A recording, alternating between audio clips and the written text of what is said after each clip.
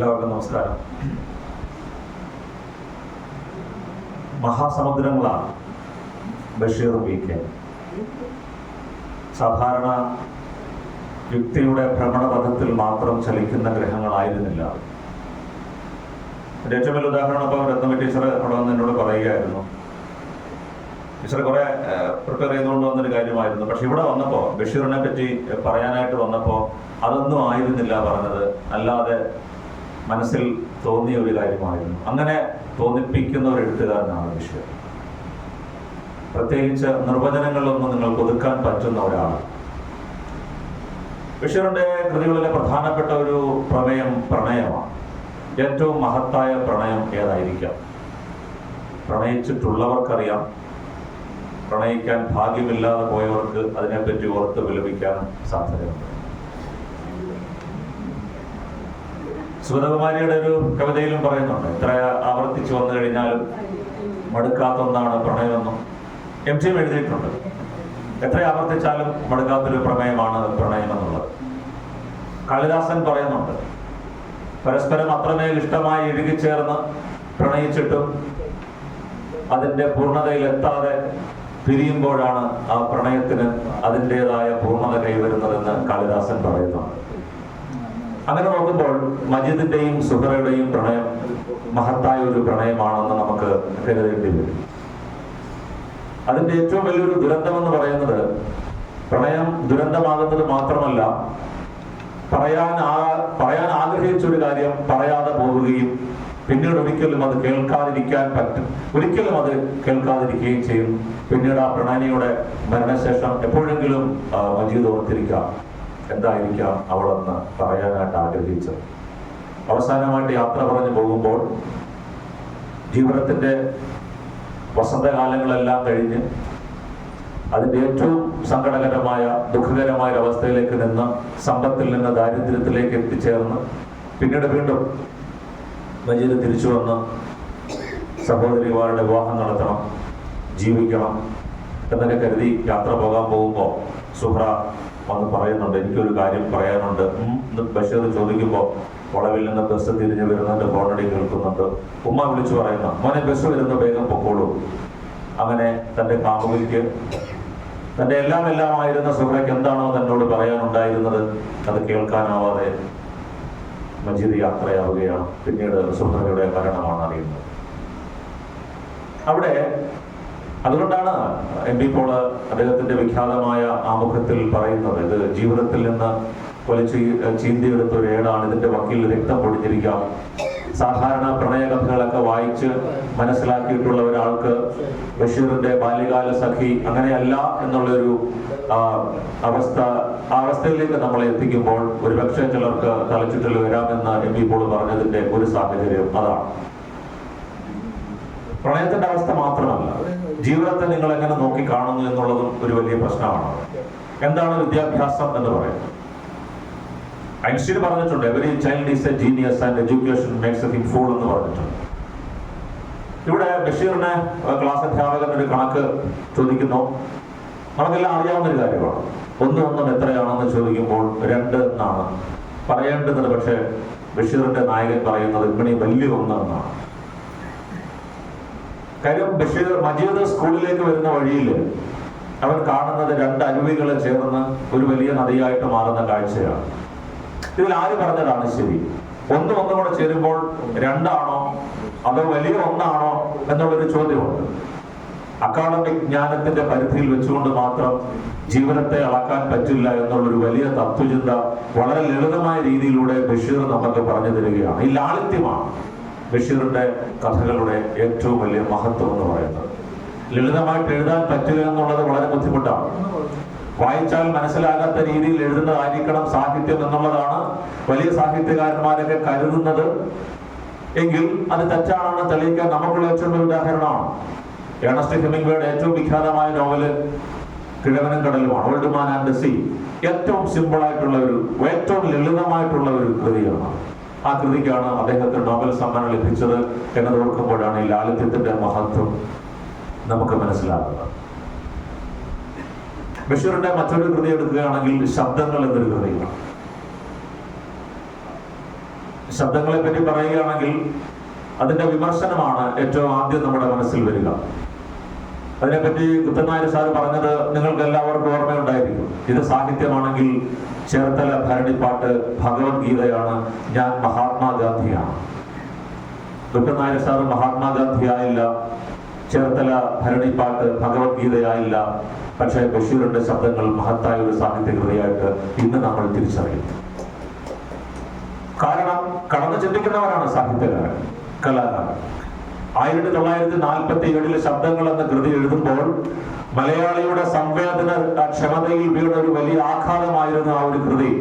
എളുപ്പമല്ല അങ്ങനെ ഒരു കൃതി പ്രസിദ്ധീകരിക്കാം.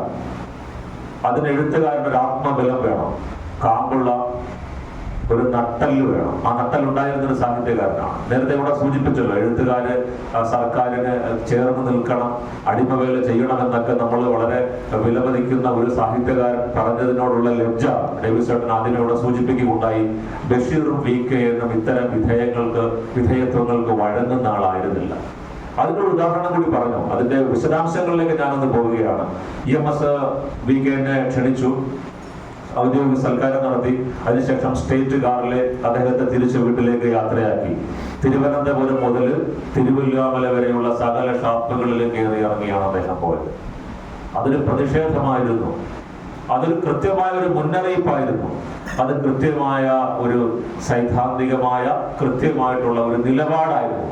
നിങ്ങൾ മുഖ്യമന്ത്രി ആയിരിക്കാം, ആരായിരിക്കാം, പക്ഷെ VK എന്നുള്ളത് ഒരു സ്റ്റേറ്റ് കാറിൽ ഒതുങ്ങുന്ന ഒരാളല്ല, നിങ്ങൾക്ക് വഴങ്ങുന്ന ഒരാളല്ല ഞാൻ. കാരണം അധികാരത്തിന്റെ നൃശംസതകളെ ഇത്ര രൂക്ഷമായിട്ട് വിമർശിച്ച, അധികാരം എന്താണ് എന്ന് ബോബി വിജയന്റെ ധർമ്മപുരാണത്തിന് മുമ്പ് ഇത്രയും രൂക്ഷമായിട്ട് പറഞ്ഞ ഒരാൾ VK എന്നാണ്. VK പറഞ്ഞതുപോലെ ഒരു മഹാസമുദ്രമാണ്. തോട്ടിൽ നമ്മൾ ചെറിയ ഇടത്തോടുകളില് പേപ്പർ കൊണ്ട് കടലാസ് വഞ്ചി ഉണ്ടാക്കി കളിക്കുന്ന ലാഘവത്വത്തോടു കൂടി VK കണ്ടാൽ, VK ഇറങ്ങിയാൽ നിങ്ങൾക്ക് വഴിതെറ്റി പോകും, നിങ്ങൾക്ക് VK മനസ്സിലാകില്ല. അതുകൊണ്ടാണ് നമ്മളെല്ലാവരും അല്ലെങ്കിൽ VK മനസ്സിലാകാത്തവർ പറയുന്നത് കേരളത്തിൽ ഏറ്റവും വലിയ ഹാസ്യ സാഹിത്യകാരനാണ് VK ഹാസ്യമല്ല. KP അപ്പന് വ്യക്തമായിട്ട് പറഞ്ഞതുപോലെ ഒരു കോമാളി യുഗത്തിൽ ഒരു പുരുഷ ഗോപുരമായിരുന്നു VK. അത് തിരിച്ചറിയാൻ ഒരു KP അപ്പൻ മാത്രമേ ഉണ്ടായിരുന്നുള്ളൂ. നമ്മളൊക്കെ ഇപ്പോഴും മറ്റേതോ മേഖലയിലേക്കാണ് കിടക്കുന്നത്. ആ കൃതികളെ പറ്റിയൊക്കെ ഉള്ള ഒരു ജ്ഞാനം അത് എളുപ്പത്തിൽ കിട്ടുന്ന ഒന്നല്ല. ബഷീറിലേക്ക് തിരിച്ചു വരാം. ബഷീറിന്റെ ശബ്ദങ്ങൾ, ആ ശബ്ദങ്ങളിൽ ഒരു വാചകം ഇങ്ങനെയാണ്: രാത്രിയിൽ ഞങ്ങൾ ധാരാളം വെള്ളം കുടിച്ചു, രാവിലെ നോക്കുമ്പോൾ ആ പാത്രത്തിലെല്ലാം ചോരയായിരുന്നു ബാക്കി ഉണ്ടായിരുന്നത്. യുദ്ധം എന്ന് പറയുന്നത് എന്താണ് എന്ന് നമ്മൾ മലയാളി അറിഞ്ഞിട്ടില്ല.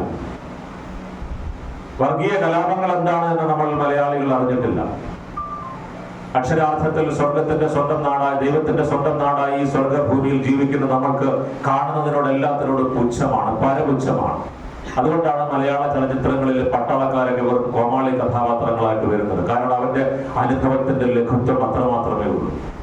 അത് മനസ്സിലാകാതിരിക്കുന്നതിന്റെ കാരണം അങ്ങനെ തന്നെയാണ്.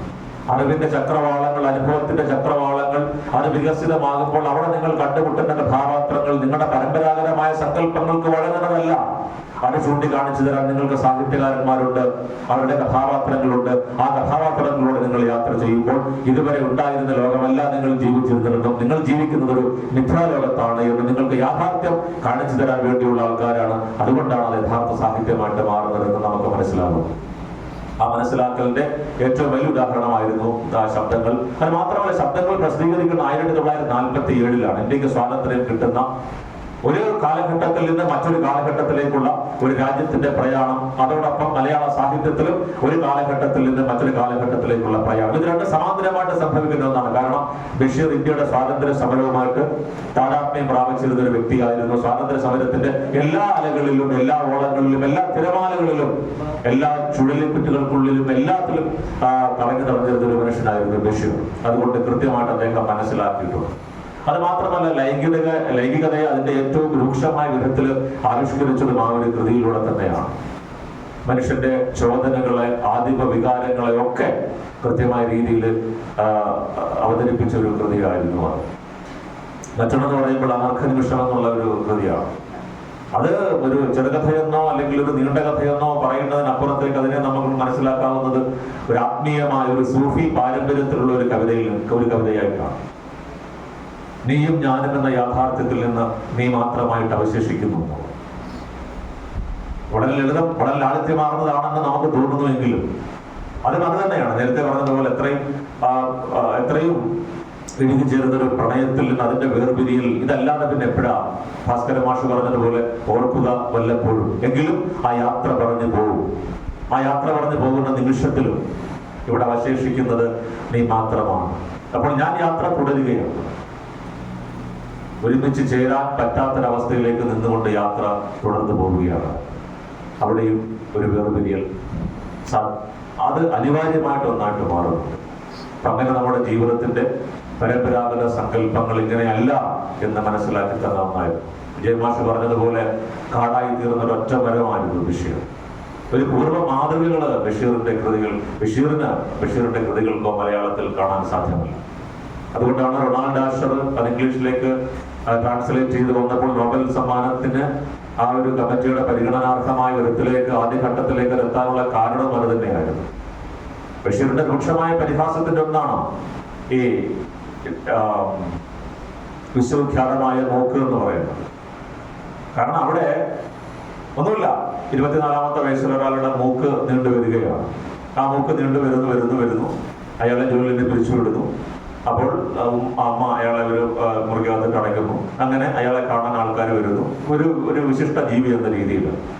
അങ്ങനെ കാണാൻ വരുമ്പോഴാണ് അദ്ദേഹം പറയുന്നുണ്ട്, എന്ത് കഷ്ടമാണിത്, ഞാനത് കൂട്ടിലടക്കപ്പെട്ട മൃഗമാണോ, എന്നെ കാണാൻ ആൾക്കാർ വരുന്നുണ്ട്, എന്നാൽ അയാള് ഒരു ഭക്ഷണം കഴിച്ചോ, ഒരല്പം മൂക്കിപ്പൊടി വലിച്ചെന്ന് ആരും ചോദിക്കുന്നില്ലല്ലോ. അപ്പൊ അങ്ങനെ മനുഷ്യനെ, ഒരു പ്രത്യേകതയുള്ള ഒരു മനുഷ്യനെ ഒരു കാഴ്ച മൃഗമാക്കി മാറ്റുന്ന സമൂഹത്തിന്റെ ഒരു രീതി അവിടെ പറയുന്നതോടൊപ്പം തന്നെ ഈ മകനെ കാണാൻ വരുന്നവരിൽ നിന്ന് അമ്മ ചെറിയ പൈസ വാങ്ങിച്ചിട്ട് ഇയാളെ കാണാനായിട്ടൊരു അവസരം ഉണ്ടാക്കി കൊടുക്കുക. അതൊരു വരുമാന മാർഗമായി മാറുകയും ചെയ്യുന്നുണ്ട്.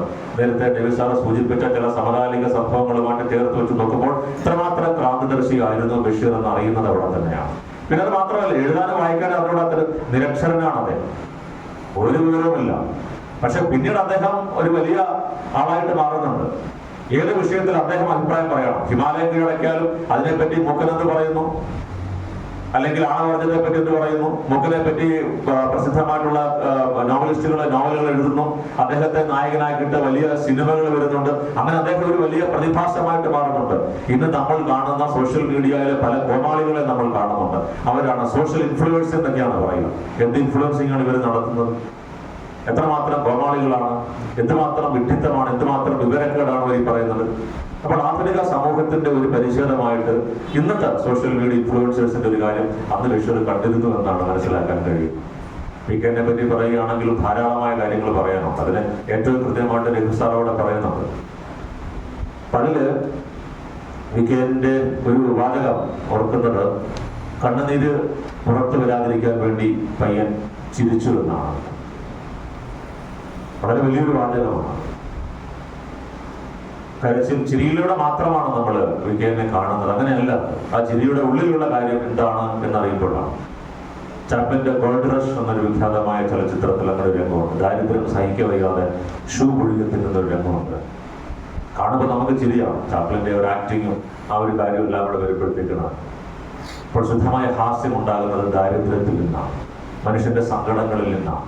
ആ സങ്കടങ്ങൾ കാണാതിരിക്കാൻ വേണ്ടിയിട്ട് ഞാൻ മഴയത്ത് നടക്കും, അപ്പോൾ എൻ്റെ കണ്ണുനീരാരും കാണില്ലല്ലോ എന്ന് ചാർലി ചാപ്ലിൻ അദ്ദേഹത്തിന്റെ ആത്മകഥയിലും പറയുന്നു. പിന്നെ മറ്റൊന്ന്, അധികാരത്തോടുള്ള അദ്ദേഹത്തിന്റെ ആ ഒരു നിലപാടുകൾ എങ്ങനെയായിരുന്നു എന്നുള്ളത്. അത് വളരെയധികം പഠനാർഹമാകേണ്ട ഒരു വിഷയം തന്നെയാണ്. നേരത്തെ രഘുസാർ സൂചിപ്പിച്ച ഒരു കാര്യമുണ്ട് തന്നെ, സ്ഥലകാലങ്ങളൊന്നും വികെന് ബാധകമായിരുന്നു. സ്ഥലകാലങ്ങൾക്കപ്പുറമായ അതീതമായ ഒരു യാത്രയായിരുന്നു വികെൻ കൃതികളുടെ പ്രത്യേകത. അതുകൊണ്ടാണ് ദുഷ്യന്തൻ മാഷ് അതിന്റെ കഥയില് ശന്തനുവിന് പെണ്ണ് കാണാനായിട്ട് സാർ ചാത്തും കൂടെ പോകുന്നത്. കാര്യം വേറെ ജോലിയൊന്നുമില്ല, കേരളം വിറ്റു, ബ്രിട്ടീഷുകാർക്ക് വിറ്റു. അതിന്റെ കൂലിയായിട്ടുള്ള വിലയായിട്ടുള്ള നെല്ല് വാങ്ങി പത്തായത്തിൽ ഇട്ടിരിക്കുകയാണ്. ഇനി എന്ത് ചെയ്യാനാണ്? അതുകൊണ്ട് എന്ത് ചെയ്യാം, ഒരു കല്യാണാലോചനയ്ക്ക് പോവുക. അതിനൊരു എക്കാലത്തെയും അധികാരത്തിന്റെ രീതിയിൽ എങ്ങനെയാണ് അധികാരികൾ അവരുടെ സ്വത്തുക്കൾ മറ്റുള്ളവർക്ക് വിറ്റിട്ട് പിന്നെ പല കാര്യങ്ങളും പറയുന്നത് എന്നുള്ളൊരു കാര്യം നമ്മളൊരു സൂക്ഷ്മ വായനയിലൂടെ മാത്രമേ മനസ്സിലാക്കാൻ സാധിക്കൂ. അതുകൊണ്ടാണ് VK-ന്റെ കൃതികൾ പാഠപുസ്തകമായപ്പോൾ അതിനെതിരായിട്ട് വലിയ വലിയ സമരങ്ങൾ ഇവിടെ നടന്നു. ആ സമരം നടന്നപ്പോഴൊക്കെ എല്ലാവരും പറഞ്ഞൊരു കാര്യമാണ്, ഈ സമരം നടത്തുന്ന ഒരൊറ്റ ആൾ പോലും ആ ഒരു പുസ്തകം വായിച്ചിട്ടില്ല എന്നാണ്. അത് വായിച്ചു കഴിഞ്ഞാൽ VK-ന്റെ കാവ്യമായാലും അധ്യായമായാലും ആരോഹണമായാലും പയ്യൻ കഥകളായാലും പിതാമഹനായാലും അദ്ദേഹത്തിന്റെ ചെറുകഥകളായാലും ഒക്കെ വായിക്കുമ്പോൾ നമ്മൾ കാണുന്ന ഒരു കാഴ്ച അത്രയും മഹത്തായ ഒരു കലാദർശനമാണ്, അതൊരു കാവ്യദർശനമാണ്. ഭക്ഷണത്തിന്റെ കാര്യവും നേരത്തെ സൂചിപ്പിച്ചു. അത് എഴുതുന്നുണ്ട്. VK-ന്റെ കൃതികൾ വായിക്കുമ്പോൾ പയ്യൻ ഭക്ഷണം കഴിക്കുന്നതല്ല, പക്ഷെ ഭക്ഷണം കഴിക്കുന്നത് കണ്ടുകൊണ്ടിരിക്കുന്നതാണ് ഏറ്റവും വലിയൊരു കാര്യം എന്ന് തന്നെയാണ്. ഇഡലിയുടെ കാര്യം പറഞ്ഞു. ഇഡലിയുടെ കാര്യം എന്തോ ഇഡലിയുടെ പുള്ളിക്ക് ഒരു ഒബ്സഷൻ ഉള്ളതുപോലെ തന്നെയാണ്. ഒരു കഥയിൽ പറയുന്നുണ്ട്, രാവിലെ പയ്യൻ എഴുന്നേറ്റു, പ്രഭാത കൃത്യങ്ങൾ കഴിഞ്ഞു, പ്രഭാത ഭക്ഷണത്തിനിരുന്നു, ഇഡലി ആയിരുന്നു, ഇതേപോലെയുള്ള സമൃദ്ധമായ ഇഡലി ഭക്ഷണമാണ്. അത് കഴിച്ചു, ഭക്ഷണം കഴിച്ചു, കിടന്ന് ഉറങ്ങി മരിച്ചു. ശവമെടുപ്പുകാർ വന്നു, ശവമഞ്ചൽ കൊണ്ടുപോകുമ്പോൾ അത് എഴുന്നേറ്റിരുന്നു. അവരോട് ചോദിച്ചിരുന്നു, നാളെ അവിടെയും പ്രാതലിന് ഇഡലി തന്നെയല്ലേ എന്നാണ് അദ്ദേഹം ചോദിക്കുന്നത്. VK-നെ ഹൃദയത്തിൽ ആവാഹിച്ച ഒരു വ്യക്തിയാണ് രഘുനാഥൻ സാർ. അദ്ദേഹത്തിന്റെ അജ്ഞാതനാമ എന്ന കൃതിയിൽ ചന്ദ്രോത്സവത്തിന്റെ ഒരുക്കങ്ങൾക്കിടയിൽ അവിടെ പലതരത്തിലുള്ള ഭക്ഷണ പദാർത്ഥങ്ങൾ, ഒരു 10-40 തരം ഭക്ഷണ പദാർത്ഥങ്ങളുടെ ഒന്നാം തരം രാജലക്ഷ്മി ചേർന്ന് പരീക്ഷിച്ച് നോക്കേണ്ടതാണ്. അത്രയും മനോഹരമായ രീതിയിൽ, വളരെ മനോഹരമായ രീതിയിൽ പലതരം പലഹാരങ്ങളുടെ, അത് വായിച്ചാൽ തന്നെ അതിന്റെ സുഗന്ധം നമുക്ക് ആസ്വദിക്കാൻ പറ്റും, അതിന്റെ രുചി നമ്മുടെ നാവിൻ തുമ്പിലേക്ക് എത്തും. ഒരുപക്ഷെ VK-നെ സമാസമം നിൽക്കുന്ന ആ ഒരു രീതിയിലേക്കും ഭക്ഷണത്തിന്റെ ആ ഒരു രുചി നമുക്ക് ആ ഒരു കൃതിയിലൂടെ കിട്ടുന്നുണ്ട്. അത് സാഹിത്യത്തിന്റെ മറ്റൊരു വലിയ ഗുണമായിട്ട് കാണാൻ പറ്റുന്ന ഒന്നാണ്. അങ്ങനെയുണ്ട്. നമ്മുടെ പ്രണയത്തിന്റെ സങ്കല്പങ്ങൾക്കൊക്കെ പൂക്കളും ഒക്കെ ആയിരുന്നല്ലോ അതിന്റെ ഒരു പ്രമേയമായിട്ട് വരുന്നത്. ബഷീറിന്റെ ഒരു കൃതിയിലാണ്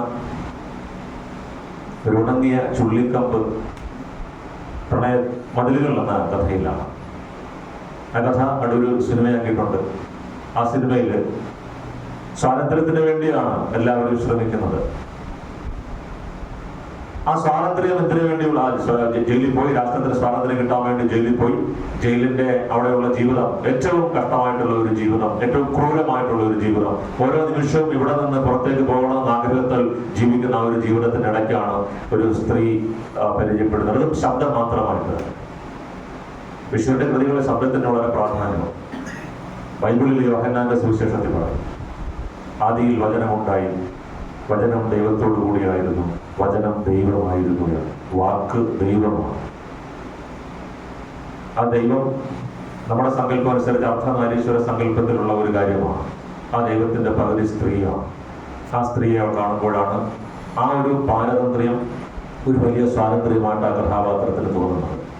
അങ്ങനെ മതിലിപ്പുറം നിൽക്കുന്നു, അപ്പുറം നിന്ന് സംസാരിക്കുന്നുണ്ട്. അവർ കാണുന്നില്ലെങ്കിലും കേൾവിയിലൂടെ മാത്രം, ശബ്ദത്തിലൂടെ മാത്രം പ്രണയം കൈമാറുകയാണ്, ആ ഇഷ്ടം കൈമാറുകയാണ്. അങ്ങനെ കാണാമെന്ന് പറഞ്ഞ ആ ദിവസത്തിന് മുമ്പ് ആ ജയിലർ വന്നിട്ട് ബഷീറിനോട് പറയുന്നുണ്ട്, ആ ജുബയൊക്കെ എടുക്കുന്ന ധരിക്കുമോ, എനിക്ക് കാണാനാണ്. അത് വേണ്ട സാർ, അത് അഴുക്കായിപ്പോ. അങ്ങനെയല്ല, എൻ്റെ ഒരു ആഗ്രഹമല്ലേ. ബഷീർ വസ്ത്രം ധരിക്കുമ്പോൾ ജയിലർ പറയുന്നുണ്ട്, mister Basheer you are free, you can go now. അപ്പൊ അദ്ദേഹം ചോദിക്കുന്നുണ്ട്, ഹു വാണ്ട്സ് ഫ്രീഡം? ആർക്കാണ് സ്വാതന്ത്ര്യം വേണ്ടുന്നത്? അപ്പൊ സ്വാതന്ത്ര്യത്തിന്റെ അർത്ഥം എന്താണ്? എന്ത് തരം സ്വാതന്ത്ര്യത്തിലേക്കാണ് നമ്മൾ പോകുന്നത്? സ്വാതന്ത്ര്യത്തിന് വേണ്ടി മാത്രം ആഗ്രഹിച്ച ഒരു മനുഷ്യന് ആ നിമിഷം ആ സ്വാതന്ത്ര്യം അർത്ഥശൂന്യമായിട്ട് പോകുന്നു. അപ്പൊ എന്തിനൊക്കെയാണോ നമ്മൾ ജീവിതത്തിൽ ഏറ്റവും വലിയ മൂല്യമുള്ളതാക്കി കാണുന്നത്, അതിന് ഒരു മൂല്യമില്ലാതാകുന്ന ഒരവസ്ഥ ജീവിതത്തിലേക്ക് നമുക്ക് പലപ്പോഴും എത്തുന്നുണ്ട്. അദ്ദേഹം അവിടെ പോകുമ്പോഴും തിരിഞ്ഞു നോക്കുമ്പോഴും ആ മതിലിനപ്പുറത്ത് ആ ചുള്ളിക്കമ്പ് ഇങ്ങനെ പൊങ്ങിത്താഴുകയായിരുന്നു എന്നുള്ളതാണ്.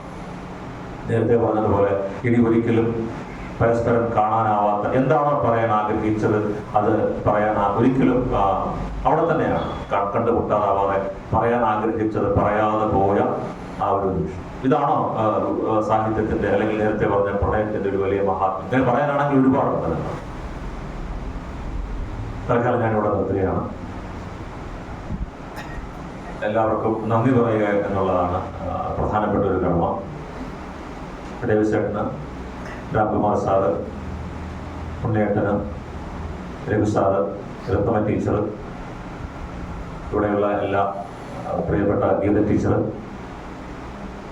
പിന്നെ ഇവിടെ വന്ന നമ്മുടെ വളരെ പ്രിയപ്പെട്ട എല്ലാ സുഹൃത്തുക്കളും, സ്വന്തം മാഷുണ്ട്, എല്ലാ സുഹൃത്തുക്കൾക്കും എൻ്റെ പേരിലും തൃശ്ശൂർ ലിറ്റററി ഫോറത്തിൻ്റെ പേരിലും നന്ദി പറഞ്ഞുകൊണ്ട് നിർത്തുന്നു. നമസ്കാരം.